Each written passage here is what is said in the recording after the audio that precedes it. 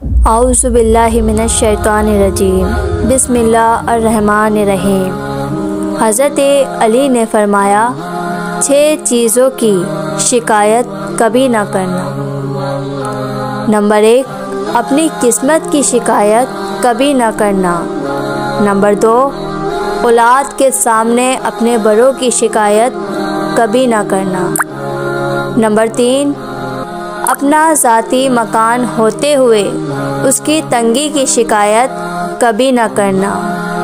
Number 4, भूल कर भी अपने माँ बाप या उस्ताद की शिकायत कभी ना करना।